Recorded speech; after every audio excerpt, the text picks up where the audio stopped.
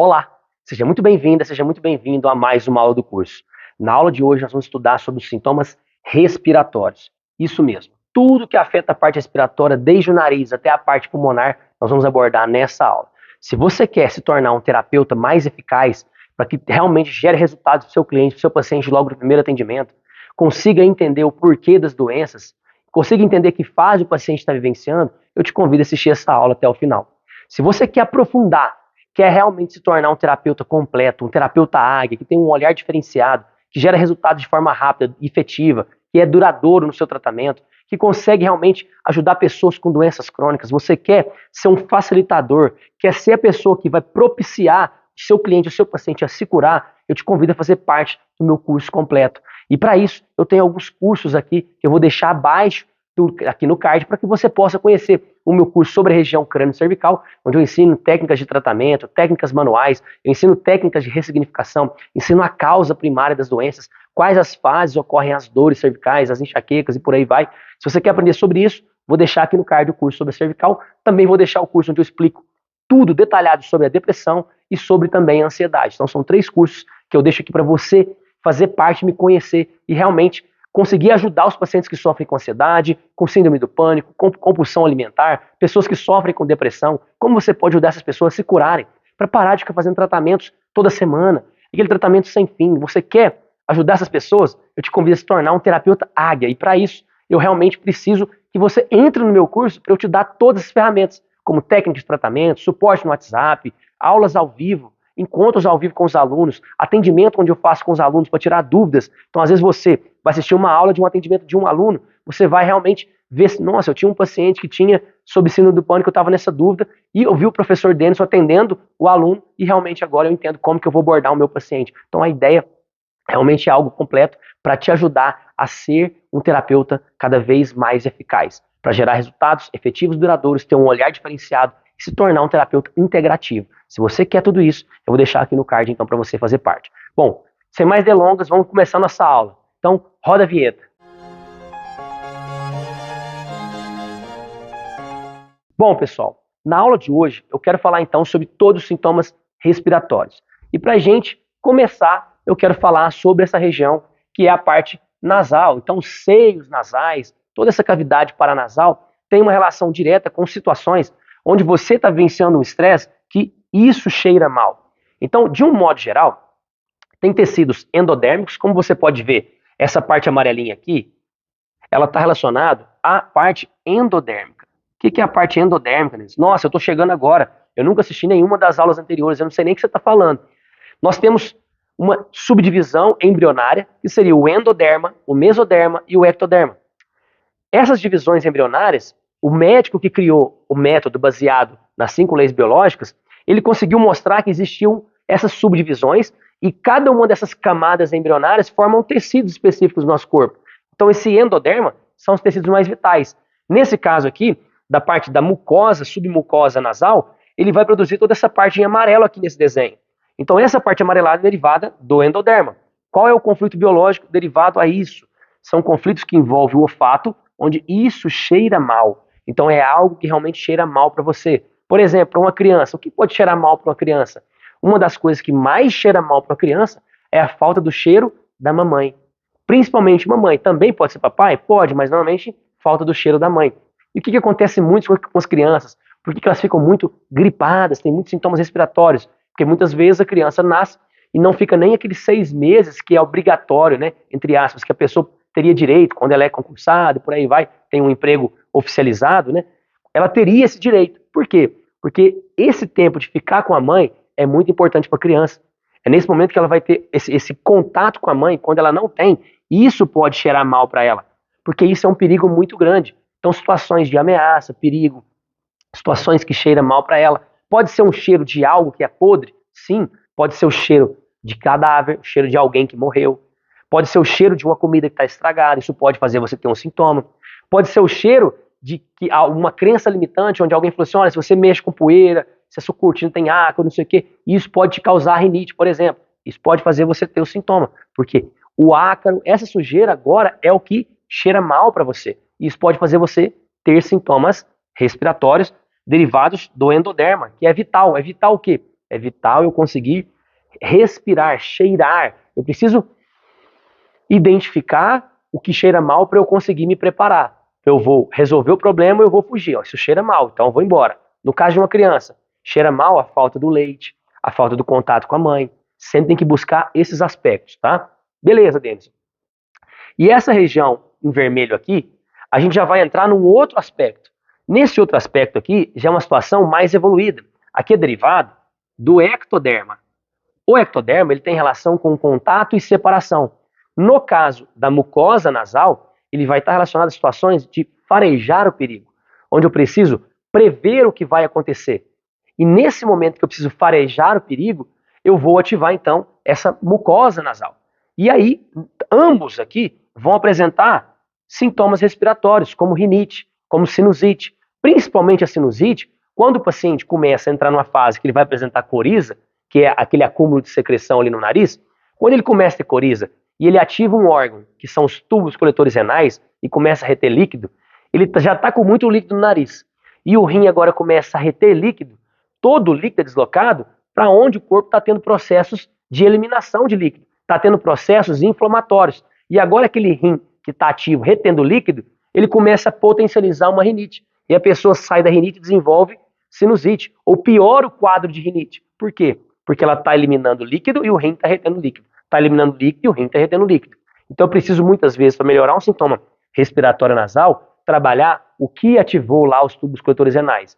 Então, quem nunca assistiu aqui às aulas sobre os tubos coletores renais, ele está associado a situações de colapso de existência, é o conflito do prófugo, quando a pessoa está refugiada, excluída, abandonada, quando você se sente excluído no seu trabalho, quando você está sozinho, solitário, se sente abandonado, meu mundo inteiro desmoronou, está passando por um momento difícil, está hospitalizado porque você está enfermo, está doente, tudo isso faz você reter mais líquido. Então aquela pessoa começa a ter um sintoma respiratório, e ela se sente doente, e fica em casa, prostrada, cada vez mais ela retém líquido.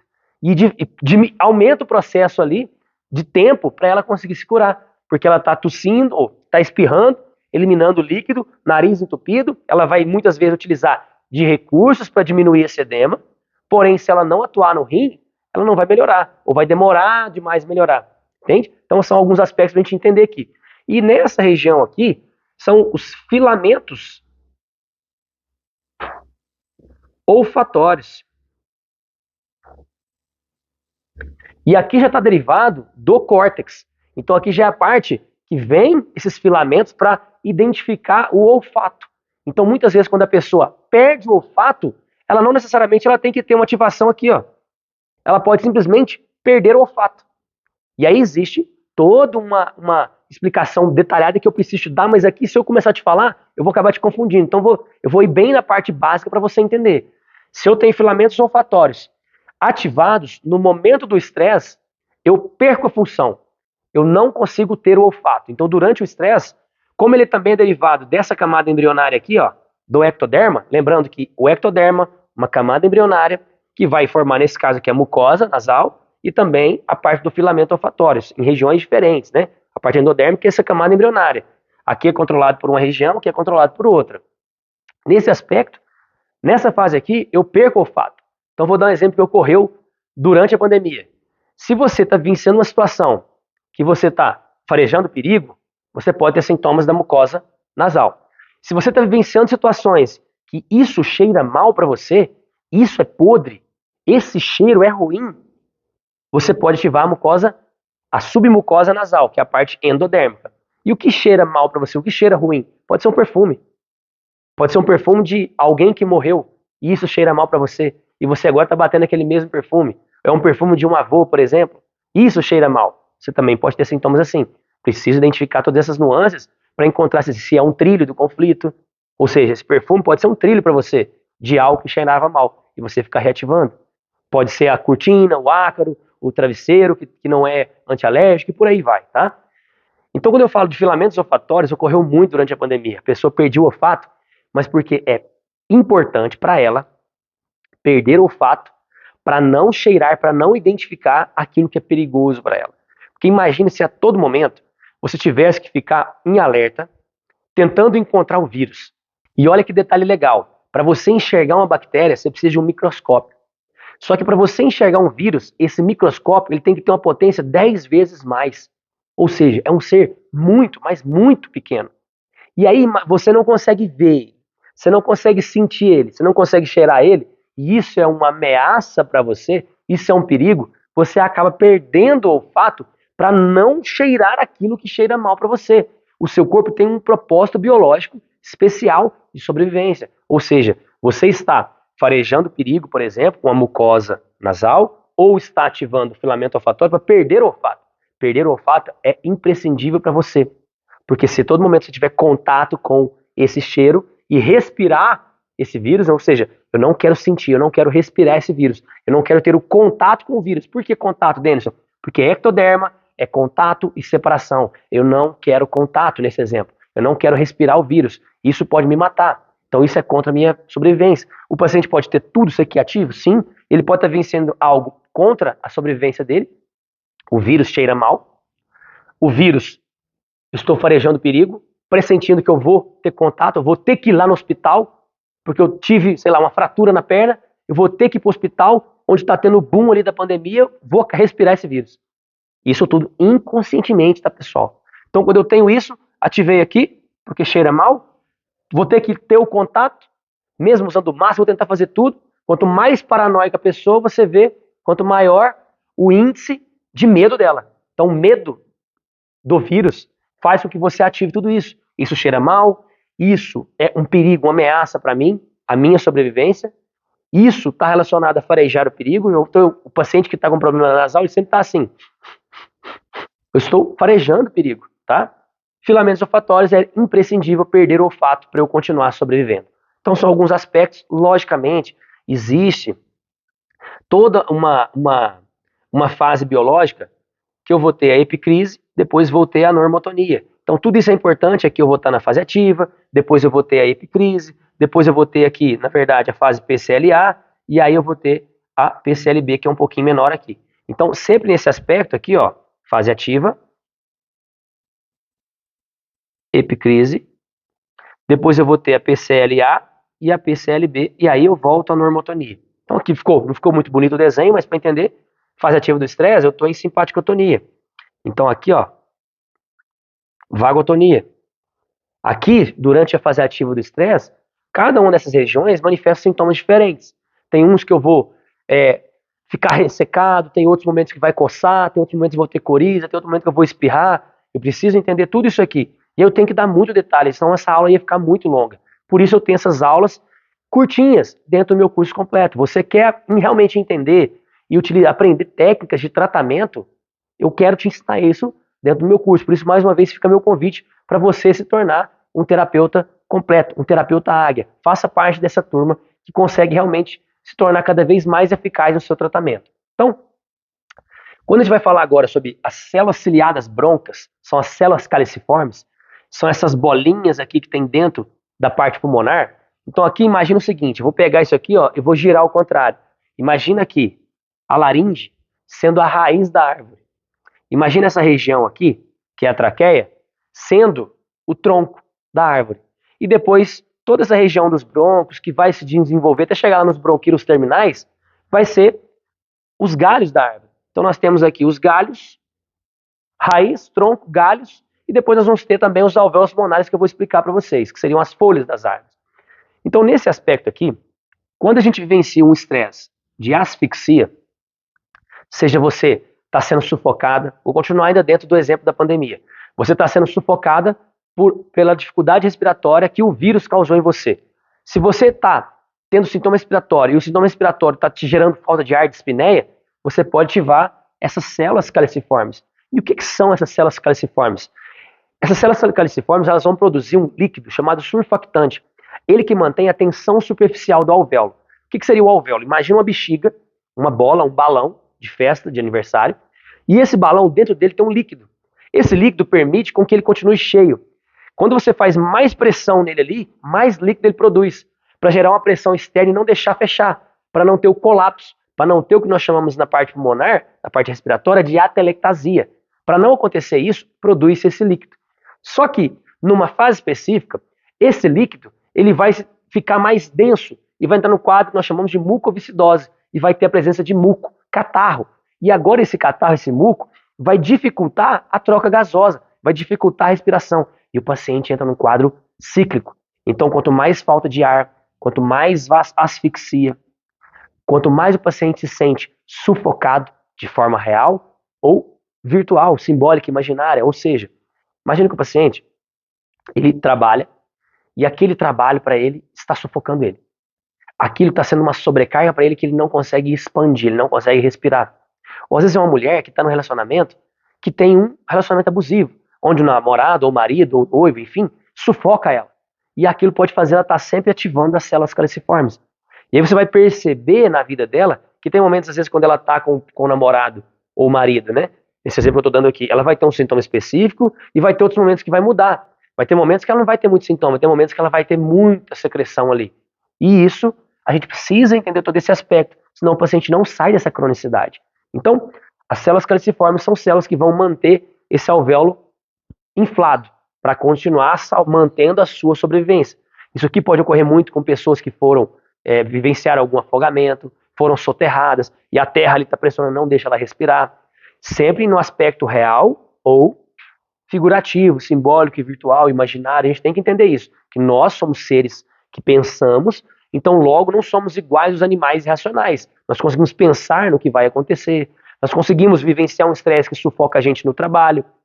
Às vezes o animal não vai ter isso, o que vai sufocar ele realmente é um outro animal que veio aqui no focinho e prendeu ele. Então um leão que pegou lá uma gazela e travou a boca. Isso pode sufocar ela, isso pode fazer ela ativar as células caliciformes da mesma forma que você, da mesma forma que o seu cliente, que o seu paciente. Só que às vezes não é um leão que está na sua boca te sufocando. Às vezes o que está te sufocando é uma conta que você não tem dinheiro para pagar, que você está tendo que trabalhar com uma coisa que você não gosta, ou está tendo que trabalhar muito. E isso está te sufocando. E isso está te gerando asfixia. Só que às vezes agora, você já resolveu todo o problema, entrou na solução, mas ainda está tendo sintomas. Porque você pode ter o que nós chamamos de conflito local. Agora você curou, entrou em todo o aspecto, entrou na fase de reparação, só que a dispneia, a falta de ar que o catarro, o muco está te causando, está fazendo você ficar ativando aqui. E aí você entra num ciclo. E aí você fica aqui num ciclo vicioso, de fato. Então o paciente inicialmente produz líquido e tudo mais, tem outras fases, e depois ele fica nesse ciclo. Falta de ar, dispneia, isso me sufoca, isso me gera asfixia, eu não aguento, e ativa de novo. Vamos lá, vamos continuar avançando. Depois a gente vai entender também todo o aspecto da laringe, das cordas vocais, da parte bronquial, tá? Quando a gente vai falar dos alvéolos pulmonares, ele está relacionado diretamente com a queda da função da oxigenação. Sabe aquele paciente seu que tem diminuição drástica da saturação de oxigênio, que está saturando 60, 70, 80. Eu sei que tem muitos autores que falam que a saturação de oxigênio tem que ser acima de 95, 96. Ótimo. Quanto mais perto de 100%, fantástico. Só que, antigamente, lá quando eu estava na faculdade de fisioterapia, lá em 2006, isso era descrito como até 88, 87%, tá ok. O paciente vai ficar bem oxigenado. Sem falar de algumas doenças, como o DPOC, que o paciente já não vai saturar muito bem. São uma doença pulmonar obstrutiva crônica, né? Independente da doença que o paciente tenha, pessoas normais, quando ela satura acima de 87%, ótimo. Só que, ao longo do avançar das pesquisas científicas, eles vão aumentando o sarrafo e vão fazendo com que qualquer pessoa que tem uma diminuição de saturação de oxigênio acaba sendo enquadrada em algumas doenças, em alguns rótulos, e faz com que você tenha que entrar com medicações, com suplementos de oxigenação, e tudo isso vai fazendo o paciente ficar crônico, entrar nesse ciclo, porque o medicamento, de forma constante, ele não condiz com o conhecimento das 5 leis biológicas. Eu preciso entender a raiz, entender o ponto e verificar assim, olha, realmente, esse paciente não tem jeito de ressignificar, ele não quer o tratamento, ou o paciente não tem como resolver o problema de forma real. E no caso dele, o medicamento, de tal forma, é a melhor opção para ele se manter estável. Ok, tá tudo bem. Agora, a maioria dos pacientes que tem lá hipertensão, diabetes, problemas pulmonares, enfim, e tem que tomar medicamentos crônicos, isso muitas vezes não é necessário. Eu preciso ter essa abordagem multidisciplinar, junto com o médico, junto com os profissionais da saúde, para conseguir desmamando o remédio o máximo possível.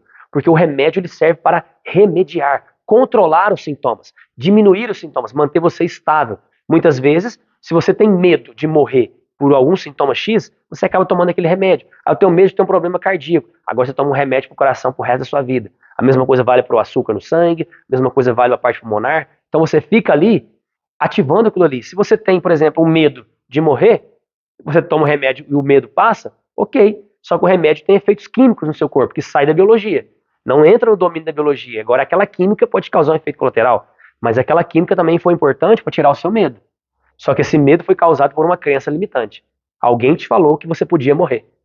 E esse alguém, às vezes, é alguém importante. Como, por exemplo, um profissional da saúde, um médico, principalmente, né? Então, quando você tem esse medo muito grande, as pessoas que têm hipocondríaca já gostam de medicamento para se sentir seguro por algum motivo. Se ela tem esse medo, ela precisa do remédio. Mas se você consegue utilizar técnicas de ressignificação, como eu ensino no meu curso, como uma técnica de hipnoterapia, uma hipnose específica, para você tirar esse medo, para você abordar isso, aí sim você consegue ser eficaz, aí sim você consegue desmamar esses medicamentos junto com a equipe médica, é claro, lembrando mais uma vez que você não pode ser perigoso. Você tem que entender se o paciente está vivenciando uma urgência real ou virtual. Ambas são perigosas. É uma urgência da cabeça dele, ele acha que ele vai morrer? Isso é real? Não. Mas ele acha que ele vai morrer? Então você não deve abordar com esse tipo de técnica. Se o paciente está vivenciando uma urgência real, por exemplo, estou infartando, você acha que adianta eu virar para ele e falar assim: olha, o infarto é isso, isso e aquilo, está afetando, está ativando a sua artéria tal, porque está indo para o braço, está pegando a mandíbula. Não. Corre para o hospital, salva a vida do paciente. Depois, você entra com a abordagem para o paciente trabalhar todo esse aspecto que desencadeou aquele sintoma. Muitas vezes, para ele não ficar crônico. Muitas vezes, para não ficar dependente de um medicamento. E esse papel é muito importante, muito importante. Então, assim, quando a gente vai falar sobre os alvéolos pulmonares, eles são os principais da parte pulmonar que tem a ver com o medo eminente da morte. Então, a pessoa, quando está vivenciando um diagnóstico chocante, recebe um diagnóstico: você está com câncer, você está com uma doença tal, ou às vezes, eu já tive um paciente que foi no médico e o médico disse para ela que não podia fazer nada por ela. Então, naquele momento, quando o médico fala assim: não dá para fazer para você, tem que fazer isso, mas a gente não vai fazer porque você não passa no risco cirúrgico, porque você tem idade avançada, ou por isso, por aquilo, e o paciente agora tem um problema, uma outra doença, e agora ele está com medo de morrer, devido àquele diagnóstico. Você tem um diagnóstico, um problema, mas não tem como operar. Você vai ter que conviver com isso. Agora você tem que conviver com uma coisa que pode te matar. Medo iminente da morte. Pode desenvolver doenças a nível dos alvéolos pulmonares, como, por exemplo, um adenocarcinoma. Então, o câncer de pulmão que mais afeta são esses tecidos aqui. A gente tem que entender todo esse aspecto. Então, você precisa encontrar o paciente para abordar ele de forma real. Tirar ele dessa situação. Quando a gente fala de endoderma, na maioria das vezes são sempre conflitos reais. Conflito real de quê, Denis? Eu fui ameaçado de morte, o cara colocou uma arma na minha cabeça. E todo dia eu tô tendo que passar pela mesma rua para chegar no meu trabalho. Não tem como eu ir por outra rua. Aquela rua pode ser um trilho. O medo de passar ali. Entende? Você tem que criar estratégias, tá? Na maioria das vezes é de forma real. Se o paciente tem um medo iminente da morte, ou seja, tô com 80 anos, toda a minha família morreu com 80 anos. Tô com medo de morrer. E meu pai começou a ter tal sintoma. E eu tô tendo esse sintoma também. Automaticamente meu medo de morrer é enorme. Então eu começo agora a ativar os alvéolos pulmonares. E muitas vezes eu vou morrer pelo próprio alvéolo pulmonar, que ele vai diminuir minha saturação de oxigênio numa fase específica e alguns aspectos aí. Vou produzir catarro, verde, amarelado, que é nesse aspecto. Então tudo isso é importante a gente analisar. Beleza, Denison. Quando eu tenho, então, células alveolares, é o medo por asfixia, produzindo surfactante. Então aqui a gente vai estar produzindo o surfactante para manter a tensão do alvéolo, manter a bexiga cheia. Aqui não, aqui é para melhorar a oxigenação. Captar o CO2, captar o O2, o oxigênio, e eliminar o CO2, junto com todos os outros gases, é lógico. Então aqui o objetivo é melhorar, aprimorar a troca gasosa. Então você vai perceber que durante a fase ativa, esses tecidos em amarelo, seja as bolinhas que são as células caliciformes, ou toda essa parte em amarela que seria ali as folhas da árvore, que eu fiz essa alegoria para você entender, nesse tecido aqui é para melhorar a oxigenação do seu corpo. Então você precisa aumentar a função. Só que se aumentar a função não é suficiente, agora eu preciso proliferar as células. Então o exemplo que eu gosto de dar, imagina uma casa que você tem um monte de bexigas. Você tem uma quantidade X de bexigas. Só que essa quantidade de bexigas que está ali dentro daquela casa não está sendo suficiente mais. Você precisa de mais bexigas para ter mais oxigênio estocado ali. Nesse momento, eu tenho que trazer mais bexigas. No momento que eu trago mais bexigas, eu não vou ter sintomas, porque está cheio de bexiga, está tudo lindo, maravilhoso. O problema vai ser quando eu não precisar mais daquelas bexigas. Agora eu preciso tirar elas. Então eu preciso contratar pessoas para entrar na minha casa e tirar essas bexigas. E essas pessoas, nessa alegoria aqui, essa informação que eu estou te dando aqui, seriam os micróbios, os micro-organismos.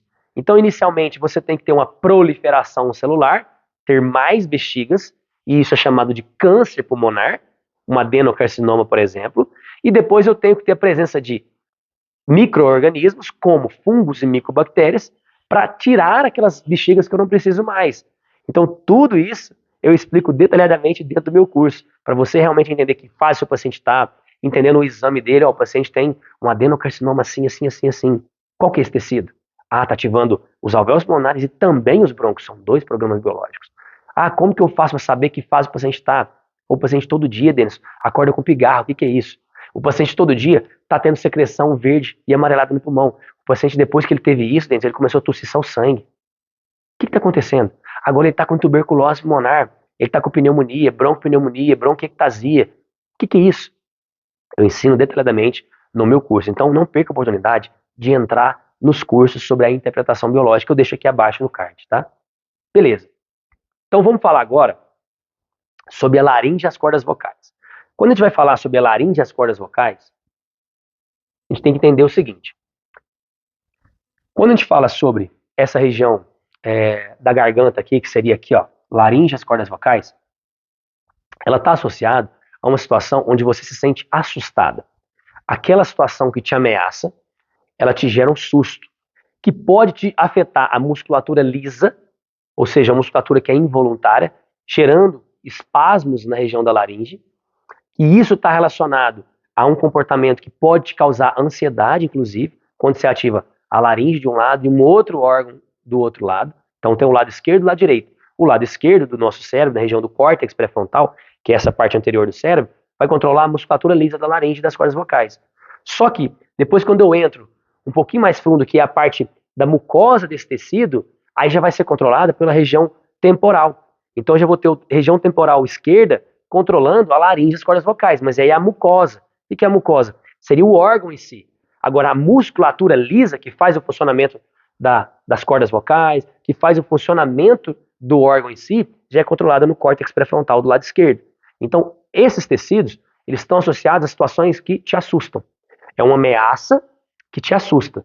Um vai estar relacionado a uma ameaça que vai acontecer, então que vem pela sua frente, você identificou a distância, mas está com medo daquilo, te gerando um susto. Algo é assustador.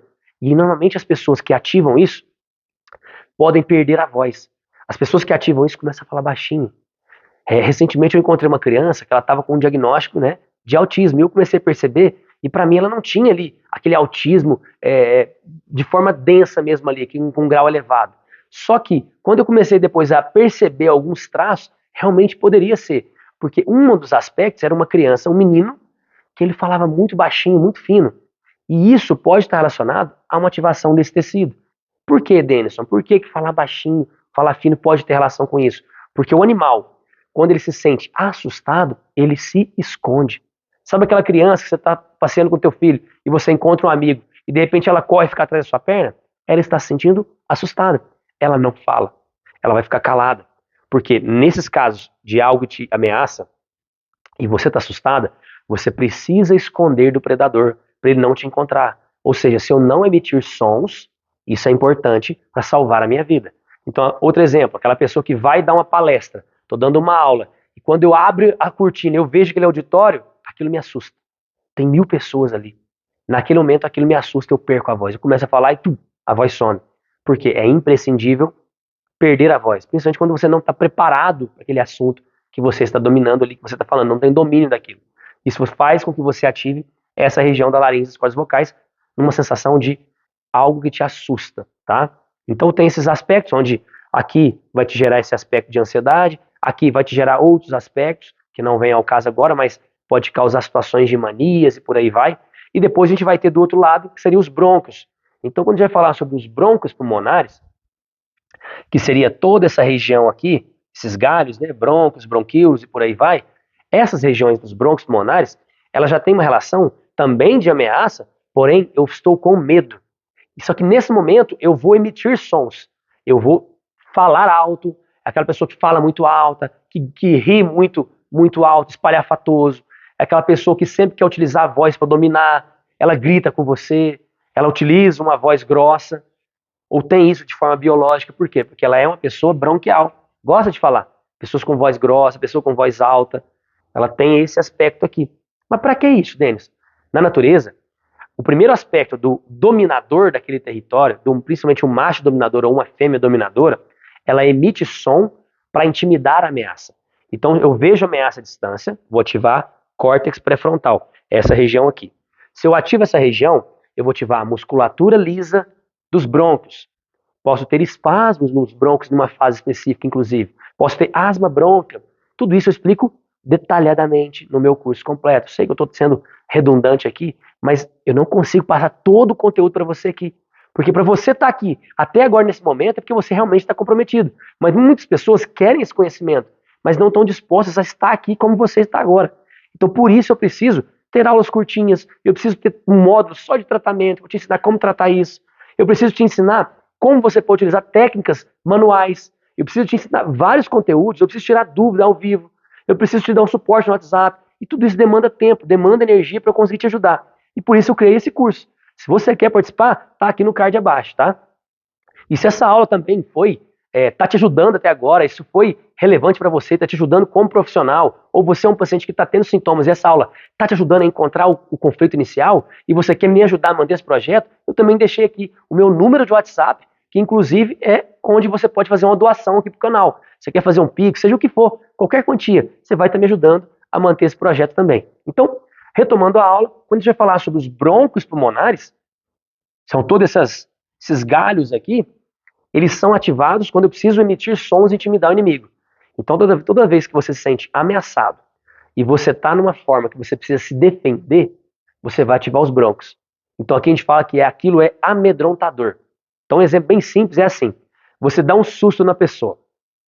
Se ela fala, ai que medo, ela está aqui, ela está na sua forma mais masculina, vamos dizer assim. E a fêmea também pode estar mais masculina. E ela, quando ela está com medo, ela emite som para intimidar o inimigo. Você coloca aí no Google, no YouTube, e você pesquisa assim, animal, um cachorro, por exemplo, intimidando um leão intimidando um jacaré, ou vice-versa. O animal emite o som para intimidar o inimigo. É você passando na casa de alguém que tem cachorro, o cachorro fica lá, latindo, latindo, latindo, latindo, e ele está tentando o quê? Defender o território dele. Ele está te ameaçando para você não entrar. Então esse é o aspecto que ativa aqui, córtex pré-frontal.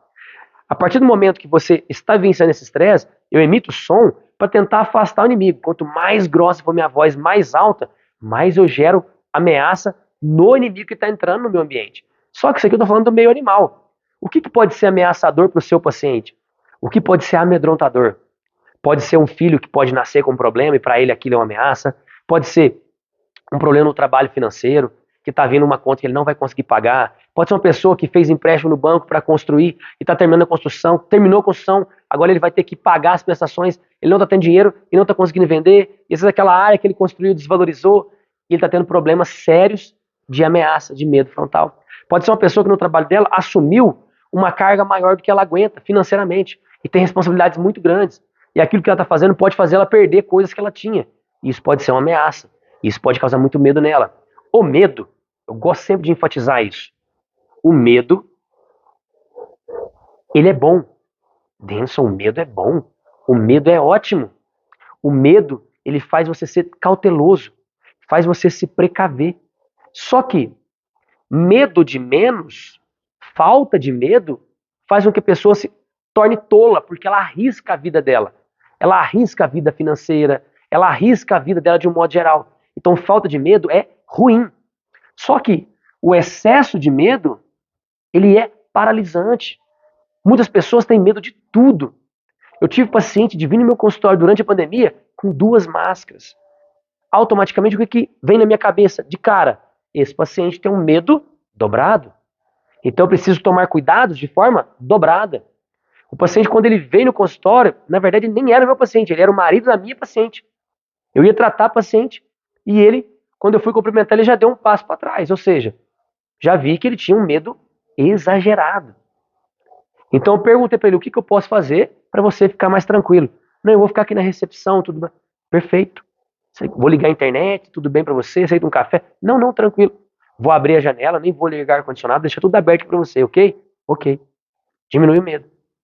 Só que, para diminuir o medo, eu preciso, no caso desse paciente, durante a pandemia, de conhecimento. Ele precisava entender da interpretação biológica, precisava entender sobre as 5 leis biológicas, porque aí sim ele ia entender todo o processo que envolve vírus, que envolve todos os sintomas respiratórios. Essa aula, por exemplo, para ele, iria ajudar drasticamente.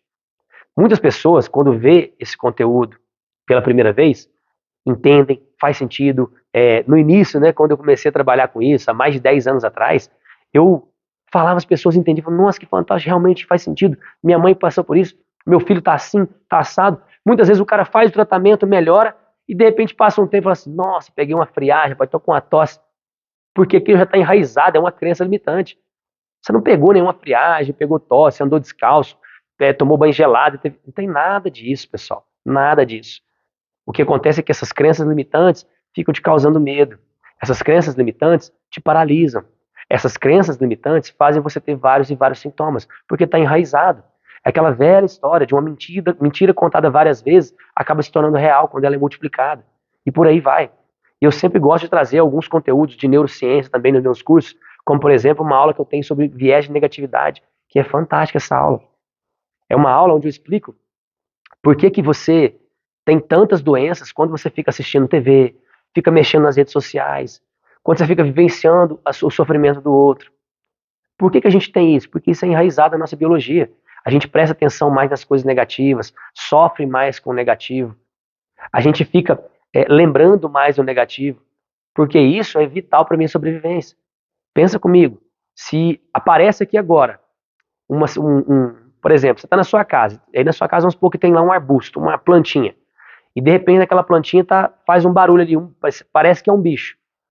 Na natureza, antigamente, se você é um animal que normalmente você é presa, você não vai ficar esperando para ver o que vai sair dali, para saber se vai ser um coelho ou vai ser um leão. Você não vai esperar, simplesmente você vai agir, porque é vital para você sobreviver. Então, nesses aspectos, você vai fugir. Por isso, os animais da natureza, eles são ariscos.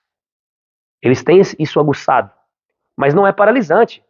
Ele, depois que passa isso, ele volta lá e volta à sua vida normal. Vai pastar, vai se alimentar, vai caçar, tudo de forma normal e natural. Só que nós, seres humanos, às vezes temos um medo excessivo. E aí isso é paralisante. Agora eu não jogo mais, não pratico nenhum esporte, não jogo futebol, porque isso eu posso ter uma fratura e não consigo trabalhar depois. Nossa, a pessoa se eu ficar sem trabalhar, aí você não vive. Aí a pessoa começa a fazer uma dieta, aí de repente alguém morre e fala assim, eu vou fazer dieta não. Vai que eu morro aí. Prefiro comer as coisas que eu gosto e deixar do que fazer dieta. Vai que eu morro. Então a pessoa começa a ter crenças limitantes e isso atrapalha muito a vida dela devido a esse medo excessivo. Então, assim, eu gosto de falar isso, eu gosto de juntar várias informações, mas deixo bem claro, em todos os meus cursos, eu dou a informação das 5 leis biológicas na sua pureza. E tudo que eu for te falar dentro dos cursos, que são de outros cursos, de outras formações que eu fiz, outros conhecimentos que agregam, eu deixo isso bem claro, como a própria neurociência. Eu gosto de trazer porque a neurociência encaixa perfeitamente com a nova medicina germânica, com as 5 leis biológicas, que é a base para o meu curso, que é a interpretação biológica. Você precisa interpretar de forma precisa o seu paciente, para ser eficaz. Precisa. Você tem que entender o passo a passo que eu ensino no meu curso. Você tem que entender o que você precisa falar na hora certa, quais são as palavras, o que você tem que identificar. O paciente, você pergunta uma coisa, ele começa a ir para outro caminho e fala assim, volta aqui, me fala mais sobre a sua mãe. Me explica isso aqui. E esse tema? Por que isso te incomoda? Ah, Deus, porque é assim, assim, assim. Não, me fala sobre isso. Aí, sim, sim, sim, sim. Aí ele sempre vai tentar fugir muitas vezes. Você volta ele para cá. Em outros momentos, é muito mais eficaz quando você entra numa técnica de tratamento, de ressignificação, e dentro da técnica você dá a informação precisa. Principalmente para aqueles pacientes que são mais céticos, que não acreditam como eu era. Pra você ter uma noção, quando eu estava fazendo meu primeiro curso, que eu conheci esse método, eu estava fazendo um curso onde eu conheci, por exemplo, a microfisioterapia, conheci outras técnicas, conheci a nova medicina germânica. Então, quando eu estava nesse curso, eu lembro direitinho. Teve momentos de um professor ensinar uma técnica lá que fazia uma correção com um disparador, chama equilibrador, esqueci o nome agora, mas era um disparador, que eu até tenho isso. É um disparador que ele falava que corrigia a postura, como se fosse uma molinha que você apertava em pontos específicos no corpo e dava um disparo ali. E quando eu vi aquilo, eu falei assim, nossa, não acredito que eu tô aqui. Sexta-feira, a tarde inteira, à noite, deixei de trabalhar no meu consultório, Tô gastando dinheiro, pagando uma pós-graduação que não era barata presencialmente. Eu lembro direitinho, a minha esposa também é fisioterapeuta, só que ela trabalha com a parte cardiopulmonar, ela trabalha no CTI, e a gente tava fazendo essa pós-graduação juntos. E eu tava junto com ela, falei assim, nossa, amor, não aguento não. Olha isso aí, você tá de brincadeira. O cara veio falando em todas as aulas, nos módulos anteriores, estava já no nono mês já do curso, mais de 10 aulas já tinha acontecido, e sempre falando que esse era o top para corrigir a postura, era isso, aquilo, e eu como fisioterapeuta, que na época queria trabalhar com postura, eu achava, tava louco, ansioso para chegar aquilo. Quando chegou e vi aquele equilibrador neuromuscular, não sei se é esse o nome, eu falei assim, não é possível. Não estou dizendo que é ruim a técnica, só que a forma que o cara me conduziu, ele mostrou que aquilo era melhor que tudo que trabalha postura. Então era melhor que uma correção com uma palmilha específica, um RPG e por aí vai. E aquilo me gerou uma frustração muito grande. Eu falei assim, ah, não, vou embora. Por quê? Porque eu tinha uma expectativa muito grande. E quando eu vi aquilo, para mim, foi péssimo. Então, receber aquele conhecimento, eu era muito cético. Se o cara não me mostrasse que aquilo realmente era eficaz, eu não conseguia ver. E ele me mostra, faz um teste, fala assim, ó, tá vendo aqui que tá anteriorizado o ilíaco, né? A bacia tá anterior, fazendo a perna ficar longa. Ok, aí a perna esquerda tá curta, a direita tá longa, beleza. Aí ele veio aqui e fez assim, tup. Aí agora mediu lá e falou que tava reto. Aí eu falei, ah, não, eu vou embora. Por quê? Porque eu era muito cético. Só que quando você pega esse tipo de paciente que não acredita, que só acredita no medicamento, cirurgias, e não tô falando que isso é ruim não, tá? Cirurgia, medicamento, na urgência, emergência, fantástico. A minha esposa lá no hospital, trabalhando no CTI, na parte respiratória, ela salva a vida de muita gente. Só que, como ela tem esse conhecimento, ela consegue abordar os pacientes dela de forma diferente. Ela chega num senhor, que às vezes ela está atendendo, e segura na mão dele e começa a falar assim, seu fulano, fica tranquilo, vou fazer o meu melhor para ajudar você, sua família está te mandando um beijo, fazendo orações e tudo mais. Coisa simples. O paciente melhora a parte respiratória, ele responde melhor ao tratamento, às vezes fazendo as mesmas coisas. Porque ali a gente está treinado muitas vezes para trabalhar ali, ó, o paciente está com saturação de oxigênio baixa, o paciente está com alteração no sangue dele, ele está com pH ácido, ele está assim, ele vai ter que fazer, expor na ventilação mecânica, fazer como se fosse ali um robô, e não é. Nós somos seres humanos, nós precisamos de contato. Teve situações que aconteceram durante a pandemia, como um momento que meu cunhado, por exemplo, teve um problema sério respiratório, que todo o suporte que a minha irmã deu para ele, pela irmã estar ali no hospital e cuidando dele, junto com toda a equipe, favoreceu a resposta do meu cunhado, que era tudo desfavorável. Ele é obeso, ele tem um monte de outras complicações, e ele saiu super bem. Por quê? Porque ele estava sendo acompanhado, estava tendo um suporte ali. Ele realmente sentiu o cuidado, ele não estava abandonado no hospital. Porque o abandono, a solidão, o isolamento é péssimo para qualquer doença, tá? Que aí vai ativar muito esses tubos coletores renais que retém líquido para salvar a sua vida. Só que esse líquido acaba piorando outros órgãos. Porque muito líquido também mata a planta. E aí, quando você tem muito líquido retendo, você acaba piorando um sintoma respiratório e por aí vai. Então, são alguns pontos aí para você anotar. E aí, nesse aspecto, quando a gente vai falar sobre pacientes que são muito céticos, não acreditam, é muito legal as técnicas que a gente coloca de tratamento. Porque aí dentro de uma técnica, você começa, por exemplo, fazendo um relaxamento, entrando na pessoa, fazendo ela se permitir entrar naquele momento. Quando ela já se permitiu, que você está ali no inconsciente, e você dá informação, não tem como, a pessoa pode ser cética, que você consegue mudar o sentir biológico. E esse sentir biológico é o mais fantástico. Não adianta eu virar para você e falar assim, sei lá, seu marido te traiu e você perdoou o seu marido. E conscientemente você perdoa. Não, eu perdoei, eu entendi, foi assim, assim, assado. Também foi culpa minha, vamos dizer assim, que se existe um culpado, né? Mas vamos supor que tivesse. Fala assim, foi culpa minha, por isso que ele fez isso e tudo mais.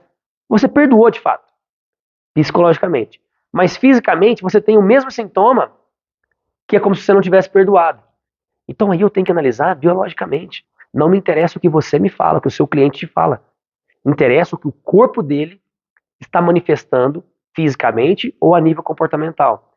Ah, eu perdoei, mas eu estou tendo colite até hoje, estou tendo inflamação no intestino até hoje, eu estou com síndrome do intestino irritável. Tudo começou depois que ele me traiu. E eu continuo tendo isso? Será que você perdoou mesmo seu marido? Eu acho que não. E a gente começa a abordar isso. Como já tive pacientes que melhoraram o sintoma depois de perdoar o marido de fato. Estou dando exemplo aqui, de forma real mesmo. Mas esses aspectos são legais porque às vezes tem que entrar com técnicas.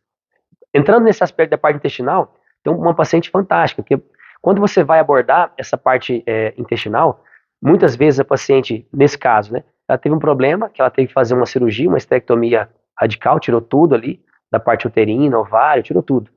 E aí ela teve que fazer a radioterapia, e foi endovaginal, e acabou lesionando ali 1/3 da vagina dela. Ela perdeu sensibilidade, não conseguiu ter relação com o marido, e por aí vai, e aquilo gerou aderências mesmo no intestino. Ela teve processos que o intestino dela, porque a radioterapia é uma queimadura de 3º grau, então ela teve aderências ali na parte interna. E aquilo acabou dificultando um pouquinho a alimentação dela de um modo geral. Só que não foi suficiente para causar sintomas. Mas ela acreditava que aquilo era suficiente. Quando ela viu no exame que tinha as aderências, e o médico falou que aquilo era o problema, que ela tinha que cauterizar ali, soltar, descolar e tal, aquilo era o problema. E aí ela veio a mim. A gente fez 3 sessões. 3 sessões para liberar toda essa parte de tensões viscerais. Como eu sou osteopata, a gente realizou técnicas manuais para liberar isso. E ela melhorou. Ela ficou uns 3, 4 meses ótima. Só que ela não comia glúten, lactose, nada. Só que qual que é o grande problema disso? Muitas vezes quando você não se alimenta, e a gente sempre tem essa conotação, né? Você passa por um estresse, a gente sempre fala assim, ah, foi o que eu comi. Ah, sei lá, fui fazer uma caminhada e meu pé começou a doer. É o tênis. É o lugar que era duro demais. Você foi praticar um esporte e fala assim, eu acho que foi aquela trombada que eu levei. E aí você agora para de jogar futebol, para de jogar beach tênis, para de fazer sua atividade física, para de comer glúten, para de comer lactose. Só que o detalhe mais interessante é que os momentos que você vai apresentar a maioria dos sintomas são momentos bons. São momentos que você entra na vagotonia, no relaxamento. Agora você deixa de tomar um vinho com seus amigos, com a sua esposa, você deixa de sair. Essa paciente que eu estou te descrevendo aqui, todo lugar que ela ia tinha que levar o suco dela que tinha proteínas, enfim, tudo que ela precisava ali de nutrientes, porque ela não podia comer qualquer coisa. Ela ia comer uma coisa e falava assim, você pôs manteiga? Você tem glúten? Tem isso? Não posso, não posso. A pessoa não vive mais, ela não tem socialização, e ela foi entrando em fase ativa, constante, e ela foi ficando caquética, caquética, caquética, emagrecendo, emagrecendo, emagrecendo, estava quase morrendo. Então a gente tem que abordar isso para mostrar para ela que ela precisa sim ter contato com glúten e lactose, mas não pelo glúten e pela lactose, pela socialização dela. Ela precisa viver em grupo. Ela não pode deixar de ir à praia. Ela não pode deixar de ir para um campo, passear com o marido, com os filhos. Ela não pode deixar de comer uma coisa. E quando ela comer a coisa, aquele alimento que tem lá o glúten, sei lá, uma pizza, uma cerveja, o que for, ela comeu aquilo e às vezes dá um estufamento, aquilo não é ruim. Quando ela tem o conhecimento das 5 leis biológicas, ela consegue entender que aquilo é bom. Naquele momento que gerou o estufamento, é um sinal que ela entrou em vagotonia, que ela conseguiu incorporar o que ela queria. E isso é muito legal, porque senão a pessoa fica só em simpaticotonia. E em simpaticotonia, quando você está estressado, nesse exemplo que eu estou dando do intestino, ao invés de você ter colite, inflamações intestinais, agora você vai ter um adenocarcinoma, você vai ter um câncer de intestino. E depois você vai ter que fazer cirurgia para tirar isso.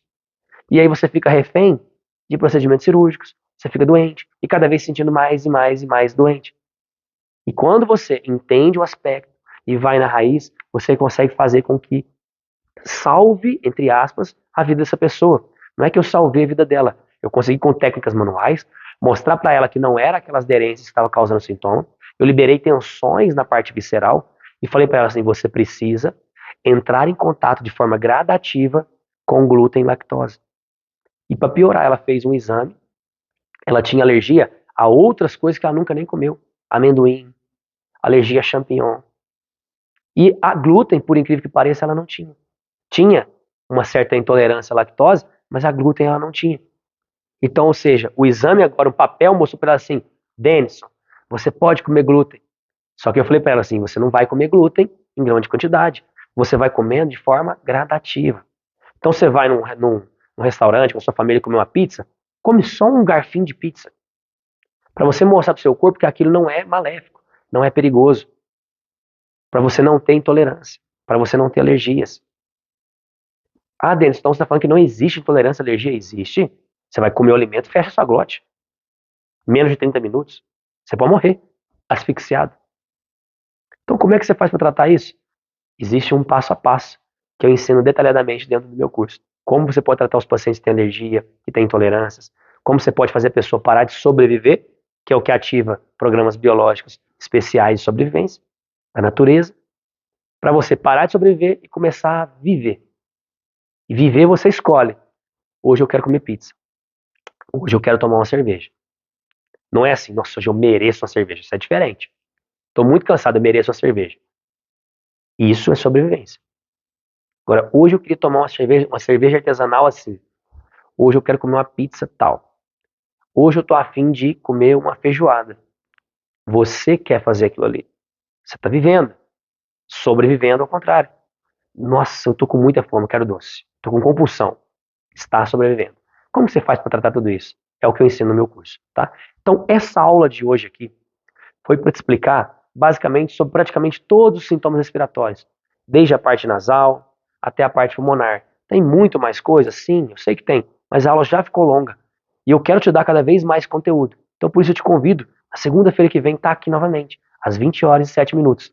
Toda segunda-feira, às 8 horas e 7 minutos, tem uma aula exclusiva aqui do curso no YouTube. Se você quer se aprofundar, se tornar um terapeuta cada vez mais completo dentro da sua área, ser referência, ser bem remunerado, ter a agenda lotada, porque imagina, se você pega um paciente que já fez 10, 20 sessões, vou falar da minha área, muitos pacientes me procuram por causa de dor mesmo.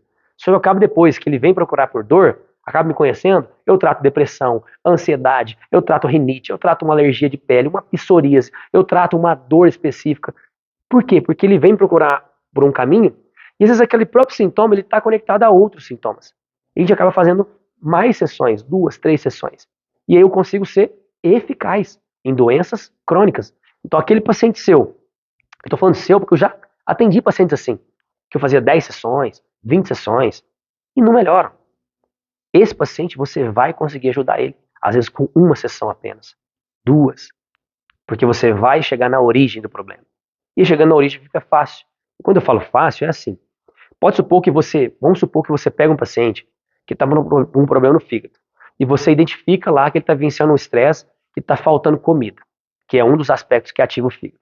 E você identifica que aquilo que está faltando comida para ele é uma situação X. Quando você identifica, não é você que vai curar ele. Você mostrou o caminho para ele, explicou o porquê para ele, ou entrou com uma técnica de ressignificação para mudar o sentir biológico. Então, mais uma vez, não é o psicológico. Ah, realmente está faltando, tá? Não, você tem que mudar o sentir. O paciente tem que sentir aquilo diferente. E que sentir é fora da consciência. Sentir é como se fosse assim, a vida inteira eu senti que faltou. Denison, mas hoje você é rico, milionário. Sim, mas eu sinto que falta. O paciente sempre vai ter problemas no fígado.